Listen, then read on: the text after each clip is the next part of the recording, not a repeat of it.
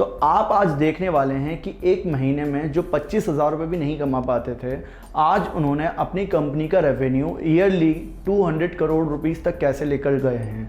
आप इस वीडियो में समझोगे कि बिज़नेस के प्रिंसिपल्स के हिसाब से हमें कैसे अपने बिज़नेस को डेवलप करना चाहिए और कैसे एक पर्सन अगर छोटा बिज़नेस स्टार्ट करता है तो उसका कितना टाइम लगता है अपने बिज़नेस को बड़ा करने में।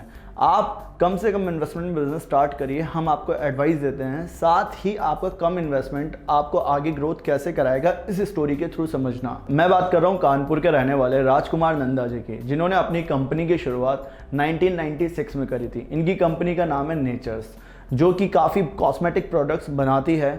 और इन्होंने अपने इस बिज़नेस की शुरुआत किस तरह से करी थी आप आज समझिए। एक बिज़नेस जब भी छोटा होता है, अगर उसमें एक विजन हो कि मुझे इस बिज़नेस को आगे तक करना है, चाहे कितनी भी परेशानियां आए, अगर मैं इसको कंसिस्टेंसी से करता जाऊंगा तो मेरे को बिज़नेस में ग्रोथ मिलेगी। उन्होंने अपने प्रोफेशन के हिसाब से ही अपने बिज़नेस को चूज़ करा, क्योंकि उन्होंने एमएससी कर रखा था केमिस्ट्री में, और केमिस्ट्री में एमएससी कर रखा था तो उन्हें सारी नॉलेज थी कि केमिकल्स को कैसे ऐड करा जाएगा।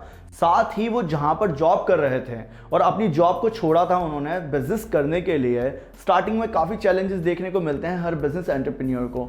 तो वहाँ पर जब उन्होंने बिज़नेस छोड़ा था तो वो जो प्रोफेशन था वो था सेल्स एंड मार्केटिंग की प्रोफाइल में वो जॉब कर रहे थे। तो यहाँ पर क्या मेन रहता है, मैन्युफैक्चरिंग में अगर आप आते हो तो बनाना और बेचना। अगर आपको बनाना आ गया और सबसे बढ़िया बात अगर आपको मार्केटिंग एंड सेल्स आ गई तो आप बिजनेस में तो ग्रोथ करोगे ही करोगे। तो ये जो एक रहा उनका बिजनेस स्टार्ट करने का, वो सबसे बड़ा एडवांटेज रहा। अब समझो प्रोडक्ट डेवलपमेंट में इनके सामने क्या चैलेंजेस आ रहे थे। मार्केट में कोई भी प्रोडक्ट जाता है ना, तो उसको जाते ही पिक होने के चांसेस कम होते हैं, क्योंकि वहाँ पर रिटेलर, होलसेलर, डिस्ट्रीब्यूटर, साथ ही कस्टमर और कंज्यूमर के सामने अवेयरनेस अगर होगी प्रोडक्ट की तो वो लोग परचेज करेंगे, तभी आप अपने एक डिस्ट्रीब्यूशन नेटवर्क को बना पाएंगे। तो प्रोडक्ट डेवलपमेंट में एक बेहतर प्रोडक्ट जो कि मार्केट फिट होगा वही सेल्स में आगे चल पाएगा। जब ये प्रोडक्ट डेवलपमेंट कर रहे थे तो इनके सामने एक चैलेंज था जो कि ब्रांडेड प्रोडक्ट मार्केट में पहले से बिक रहे थे। अब इन्होंने दिमाग लगाया, जो कि इनके बिजनेस स्टार्ट करने से पहले इन्होंने सोच रखा था कि मुझे एक ऐसी ऑडियंस को टारगेट करना है जो कि लार्ज स्केल में इंडिया में रहती है, जिनका जो बाइंग बिहेवियर है आज भी नॉन ब्रांडेड प्रोडक्ट अच्छे से परचेस कर लेते हैं। अगर कोई कॉस्मेटिक का शॉप हो तो वहाँ पर इन्फ्लुएंस करा जाता था रिटेलर के द्वारा। मेरे हस्बैंड एमएससी केमिस्ट्री से हैं और सेलिंग उनका जॉब था, मार्केटिंग करते थे। तो दोनों उनके पास तजुर्बे थे बनाने का भी और बेचने का भी, और इसी मुद्दे को लेके उन्होंने कंपनी शुरू करी और ईश्वर ने यहाँ तक पहुँचा दिया। मेरे को मार्केटिंग का ज़ीरो एक्सपीरियंस था, लेकिन फिर भी मैंने मार्केटिंग का एक छोटा सा टुकड़ा पकड़ लिया, एग्जीबिशन। मैंने पहले 9 मीटर के स्टॉल से शुरू की एग्जीबिशन, फिर एक स्टेज ऐसी आई जब हमने 200 स्क्वायर मीटर लिया और उसको भी बड़े बखूबी से संभाला और खूब सेल करी, खूब एंजॉय किया। तो इन्होंने स्ट्रेटेजी बनाई कि ज़्यादा से ज़्यादा रिटेलर्स तक पहुंचना है। स्टार्टिंग में आपको भी अपने बिजनेस को डेवलप करते वक्त में ये याद रखना है कि आप सबसे पहले रिटेलर्स तक पहुंचिए। वहाँ पर इन्होंने अपने बिजनेस के लिए अवेयरनेस क्रिएट करवाई कि मैं इस तरह का बिजनेस कर रहा हूँ और आप भी हमारे साथ में जुड़कर इस तरह के प्रोडक्ट को हमसे ले सकते हैं, जहाँ पर आपको प्रॉफिट अच्छा मिलेगा। जब भी आप बिजनेस स्टार्ट करेंगे तो आप अभी अकेले रहेंगे, आपको कुछ सालों तक अकेले स्ट्रगल करना पड़ेगा। आपको अपने लिए एक बेहतर टीम बनानी पड़ेगी अपने बिजनेस को डेवलप करने के लिए। अपना ऑपरेशनल जो पार्ट रहेगा, जहाँ पर आपका प्रोडक्ट डेवलपमेंट होगा, आपके सारे ऑपरेशनल इंटरनल फैक्टर जो रहेंगे, वहाँ पर आपको तो सीखना पड़ेगा कि काम कैसे होगा। तो घबराइए मत। हर एक पर्सन ने जिसने भी अपना छोटा बिजनेस स्टार्ट करा था वो धीरे धीरे धीरे धीरे स्केल कर ही लेता है। इस स्टोरी में समझ रहे हैं, जब उन्होंने अपने बिजनेस में ग्रोथ करना शुरू करा और रिटेलर्स तक वो पहुंच गए तो उन्होंने क्या करा, वो सेल्स टीम पर डिपेंड करा। जब भी कोई बिजनेस स्टार्ट होता है तो एक पर्सन तो पूरा काम नहीं कर सकता, तो इन्होंने एक्सपेंशन के लिए अपने सेल्स टीम को हायर करा। अब सेल्स टीम को इन्होंने नाम दिया कि ब्यूटी एडवाइज़र के रूप में ये लोग जाने लगे लोगों के पास में। जिस तरह से मेडिकल डिपार्टमेंट में एमआर होते हैं, उसी तरह से कॉस्मेटिक्स में ब्यूटी एडवाइज़र होते हैं, जो कि बीए के नाम से जाने जाते हैं। ये लोग क्या करते हैं, ये हेयर पार्लर्स, कॉस्मेटिक शॉप्स से रिलेटेड हर एक जगह जाते हैं, उनको उस हिसाब से प्रोडक्ट देते हैं जो कि कस्टमर की नीड होती है। मेरे को लगता है कि महिला तो डे 1 से ही मैनेजर होती है, वो अपने घर को अच्छे से मैनेज करती है, चाहे वो हाउस वाइफ हो। तब भी वो अपने घर को बखूबी चलाती है। अगर हस्बैंड 10,000 कमा के लाता है तो 10,000 में चला देती है, लाख कमा के लाता है तो लाख में चला लेती है। तो इसका मतलब क्या है, उसकी क्वालिटीज़ तो उसकी इनबॉर्न है मैनेज करने की। जो भी लेडी आती है और उसके अंदर इतना टैलेंट है कि वो अपने घर और बच्चों को बिना नेग्लेक्ट किए हुए अगर फाइनेंशियली असिस्ट करती है अपनी फैमिली को, तो इस जैसा कोई बात नहीं है। अब ये इस तरह की स्ट्रेटेजी से बिज़नेस में ग्रोथ करने लग गए।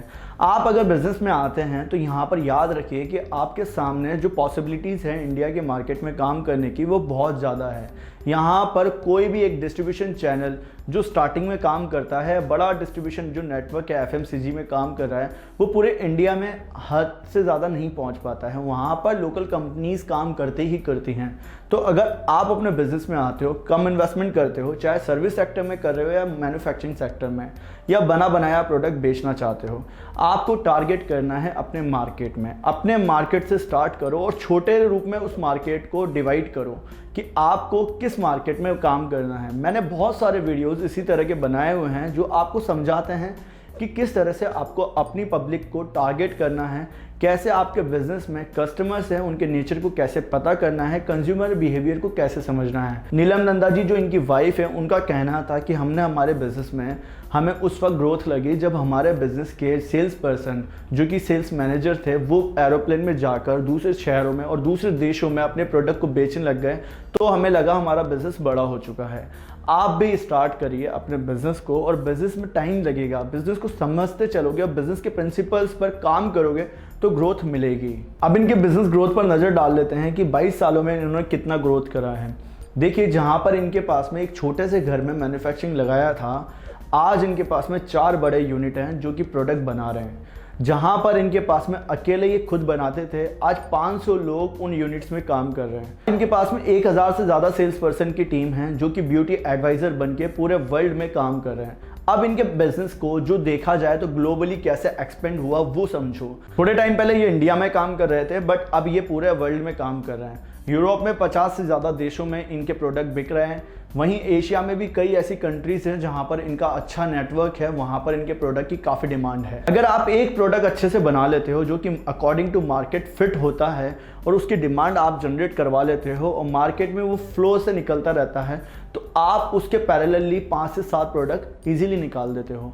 और धीरे धीरे जैसे ये मार्केट कैप्चर होती जाती है, आपको समझ में आता है कि मार्केट में और भी तरह के प्रोडक्ट की डिमांड है, तो आप और भी प्रोडक्ट निकाल देते हो। उसी तरह से इन्होंने अपने पैरेलली काफ़ी ऐसी ब्रांचेस निकाली और ऐसे प्रोडक्ट निकाले जो कि बायोकल्प के नाम से इन्होंने एक प्रोडक्ट रेंज निकाल दी अभी कॉस्मेटिक की। इस सेगमेंट में भी इन्होंने 50 से ज़्यादा प्रोडक्ट निकाल दिए हैं। इनके बिजनेस का अगर टर्नओवर दिखा जाए तो ईयरली 200 करोड़ से ज़्यादा का है। तो ये एक्सपेंशन की अगर सीमाएँ दिखी जाए तो इस तरह के प्रोडक्ट में काफ़ी अच्छे से इन्होंने ग्रो करा है अपने बिजनेस को। तो हम आपको बताते हैं कि अगर आप अपने बिजनेस में लो इन्वेस्टमेंट में बिजनेस स्टार्ट करना चाहते हैं तो आप भी कैसे कर सकते हैं। इस तरह की मशीन 2.5 से 3 लाख रुपए की आती है सबसे कम इन्वेस्टमेंट के लिए। अगर आप अपने कहीं पर भी शहर या गांव में स्टार्ट करते हैं तो उस तरह की मशीन ले सकते हैं जिससे कम इन्वेस्टमेंट में ये बिज़नेस स्टार्ट हो जाएगा। साथ ही आप भी इसी तरह के पैटर्न को फॉलो करके इसके बारे में स्टडी एंड मार्केट रिसर्च देखकर तब जाके अपने बिज़नेस को स्टार्ट करने का डिसीजन लीजिएगा। आपको आगे बिज़नेस में लॉस ना लगे। अभी आपके पास में नॉलेज कम है तो नॉलेज को गेन करिए, साथ ही बिज़नेस को करना सीखिए कि बिज़नेस में कैसे एक डिस्ट्रीब्यूशन नेटवर्क बनेगा, देन मैन्युफैक्चरिंग की तरफ आइए। तो आपने देखा कि एक छोटे से शहर से, एक छोटे से घर से अपने बिज़नेस को राजकुमार नंदा जी ने किस तरह से ग्रोथ करा, और उन्होंने इतना कोई इन्वेस्टमेंट भी नहीं करा था अपने बिज़नेस में। बस एक सोच थी कि मेरे को बिज़नेस करना है और कम से कम इन्वेस्टमेंट में करना है। देन उन्होंने बिज़नेस को समझा और बिज़नेस को समझते समझते इतना ग्रो करा कि आज इतना अच्छा कमा रहे हैं। तो आई होप अगर आपको वीडियो पसंद आया है तो वीडियो को लाइक करिए, साथ ही शेयर करिए अपने दोस्तों के साथ में जिन्हें पता चल सके कि बिज़नेस में कैसे आपको काम करना है। तो दोस्तों मिलते हैं नेक्स्ट वीडियो में, तब तक के लिए बने रहिएगा हमारे साथ।